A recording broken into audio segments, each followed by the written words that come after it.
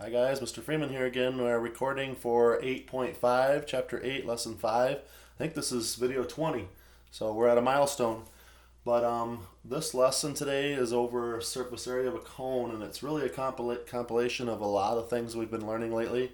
Area of a circle is something that we learned and should have learned for quite a while, and it's pi r squared. And I thought about taking a quarter and saying that if this was pi r squared for a circular shape, and then we move into the volume of a cylinder, which is pi r squared h, it is so because of the fact that if I took a quarter and I had that area and I started stacking another quarter on top of that with the same area, same area, same area over and over again, I get a stack of quarters, which of course makes a cylindrical shape. So that's where that formula for pi r squared h comes from for volume of a cylinder. It's an area of a square over and over again to where now it has a capacity. Okay, volume of a cone, notice the constant.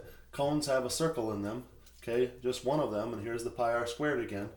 And then you multiply it times its height and you divide it by 3, because if you recall, by the way, I did do another example of a cylinder here. And radius, of course, is from the center over. This is your height. A cylinder is pi r squared h. Okay, a cone, if you remember in the video, I divided a cylinder into 3 parts, diagonals, and so the cone is the same formula, but you divide it by 3.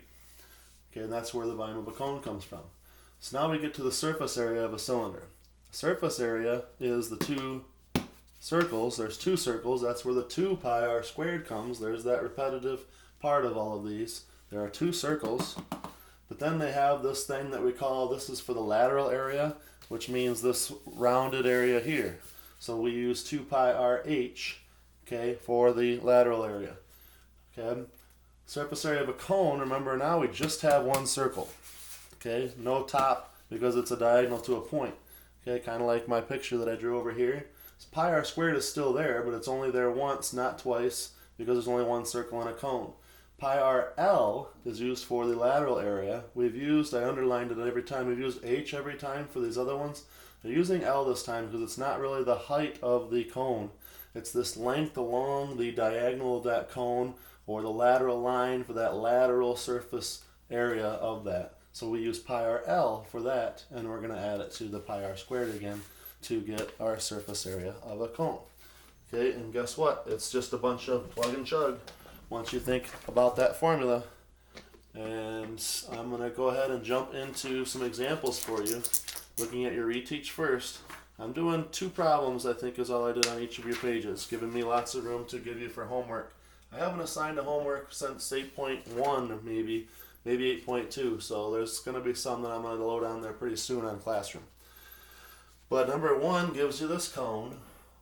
Cones, remember, kind of look like triangles, but they have a 3-dimensional shape to them.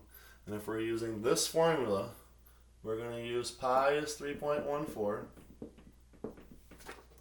The next thing is our radius. Well, they tell us that our radius from here to here is a 4. So, radius of 4. The lateral length, they tell us, the diagonal length to become our lateral, maybe I should say, is, they gave us as 10. So we're going to multiply that by 10. And they're really asking us for 2 answers in the directions if you read them close enough. The first answer is simply that right there.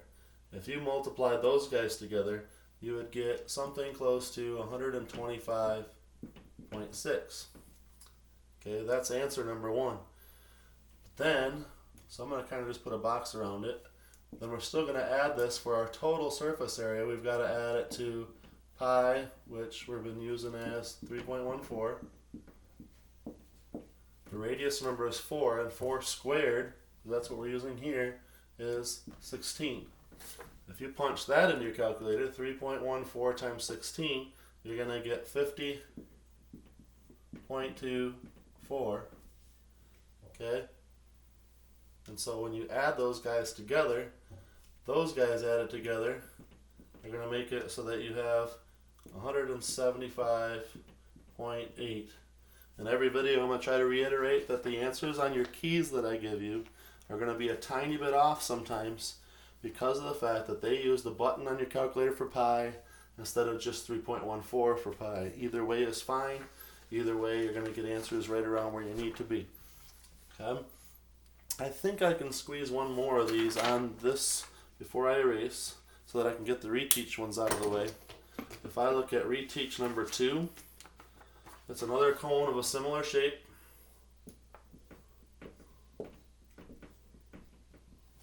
Okay, and they tell us again the radius is 4. Not very original, but this time that lateral distance, that diagonal distance to form the lateral area, okay, probably saying it wrong to keep calling it the lateral distance. It's the distance that we use, the length of that diagonal to come up with the lateral surface area. So if you can think of it as that length along the diagonal, that might be better. 5.7 is that length, and so we simply plug and chug, just like we do. Okay, 3.14 is pi, times our radius, again is 4 this time, times our length along that diagonal, which is 5.7. Okay, this first part of this, and this first part only, equals the first answer that you get on that sheet, and that's 71.6. Okay, but we're still going to add that, remember, to pi. The radius once again is 4, so it's times 16 again. And we know that from before up here, that was 50.24. And we add those together, okay? Then now we're going to get a final answer, and I'm barely still on the video, so we're okay. I'm going to get a final answer when I add those together of 121.8 on my calculations. They had 0.9 on theirs. Like I said, it's going to be really close and just fine. Okay, that already takes care of reteach. Okay, we're going to move on as I erase. Make sure you catch up if you have to stop the video or whatever. I say that a lot, of course. My video pace doesn't matter because you can stop and start it and rewind it as much as you need to help yourself along. Okay, wonderful thing about technology, right? Okay, number 1 on skills practice has a cone again of the similar setup. And they tell us again our radius from here to here is 15, and our length along that diagonal is 17.5. And we plug and chug because that's all we need. We do pi times our radius, this time is 15, times our lateral length, our diagonal length is 17.5. Okay, that part alone, just that part, if you plug that into your calculator, is 824.3. Okay, and that's what you'll see for your first answer. Okay, but you're also going to take that and multiply it by the pi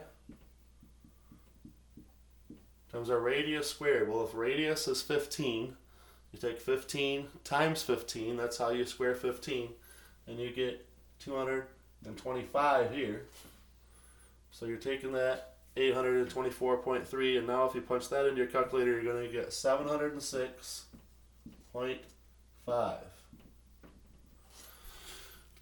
Okay? When I add those guys together, your final answer, your final surface area, is about 1,530.8 if we round it off to the nearest tenth. And so it's again really close to what they have shown to you for your answers on your sheet. One more on this page, and it's just going to be number 2 again. Looking ahead to see if I did 1 and 2 on each of these pages or if I switch things up. No, 1 and 2 on each page. Okay, number 2, again, they're not mixing up the way the cone is sitting on too many of these. They give you, I'm going to take my, I didn't do number 2, I lied. I skipped all the way to number 5 because I wanted to give you a cone that was someone that they gave a diameter for. They gave a diameter on this one of 30. And we don't like diameters. They did give us 36 for this length of that lateral line. Okay, 30 is this, so my R is actually 15, which is kind of nice in the fact that we had 15 for our R on number 1, so that's going to give us an idea of what some of these answers are already. Okay, but anyways, if I plug these in, 3.14 times my radius times that length of 36, that answer right there, if I just plug those guys, is in 1,695.6. So that's one of your answers that they're going to see, or they're going to have you look at for your worksheet. But then we're going to add that to pi times our radius squared. 15 squared, we already know from up here, is 225. So that also means we know what this guy is going to be, 706.5. So when we add those guys together, still on the screen luckily, if I add those guys together, I get 2,402.1. For my calculations, just a tiny bit off from what they do, and again, that's because they use a button for pi and not a calculation for pi. Okay, moving on to the homework practice. We have our Google Meet today if you're taking looking at these on time, but I know based on my views that our YouTube views that there's not very many of you that are close to being up on time, and that's okay. Do these at a pace that's comfortable for you. You can even go into June, July, and August, or whatever it takes to get through these, but I just encourage you to make sure you're done with them all before the school year starts, so you might be lost. Okay, homework practice. I did do 1 and 2 on this, I promise. I'm not going to lie to you on this one. Again, a cone that looks like this, and we're given a radius of 9, and we're given this length on the lateral surface of 22. So we simply say 3.14 times 9 times 22. That answer we need for the first part of the answers on your sheet, remember. And when you multiply those guys together, you get 621.7. And so that's one of your answers, but we're going to add this to, remember, 3.14 times my radius squared. Well, if my radius is 9, 9 times 9 is 81. Okay, so we're adding this, in other words, to 254.34. And when you add those guys together, you'll get something close to the second answer they give you, and I rounded it right off to 876. Okay, let's put our last one on here. I'm going to go ahead and even keep purple in my hand. The last one on here is one that gives us diameter again. So be careful, if they give us the diameter as 15, then my radius equals 7.5. Make sure you realize that. So that when I do this, it's going to be 3.14, and it's going to be times my radius is 7.5, and that's going to be times this lateral height, and they give us that as 15. So we plug in 15 there. That alone, just that part, is 353.3. Again, I'm jumping into putting that into my calculator. I've already done that to save some time of you watching me punch it in. So that first answer you need is 353.3. They say 353.4 on the sheet, which is fine. We're going to add that to, remember, 3.14 times our radius squared. Well, our radius is 7.5 this time. So 7.5 times 7.5, when you do that, you get 56.25. Can't read my own writing.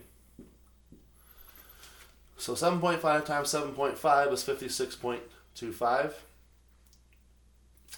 And then we multiply those guys together. When you do that, you have 176.63. And of course, now we add those two guys together and you'll get 529.9. And that's how you do it. Okay, wanted to keep this lesson, this video, fairly short so that you don't get too overwhelmed. Make sure you learn how to do these well, not only obviously for future reasons, but so that you can do the homework assignment. I did kind of want to throw at you, just be wary of, you're going to have problems in future geometry classes where on this cone, we've been given this L, this length here, and this R or a diameter here. Sometimes they'll go from that point straight to the top and tell you that that's a perpendicular line from there to there. And then what comes back to you is that lovely Pythagorean theorem, a squared plus b squared equals c squared, where you'll have to take the radius as one length of the triangle, this as another length of the triangle, and find out what that length is there. And so have that to look forward to, and you might be able to just do that if you want to challenge yourself, just so you know that's coming. Just thought I'd warn you of that, maybe even prepare you for that. But otherwise, I'll see you soon in our next video.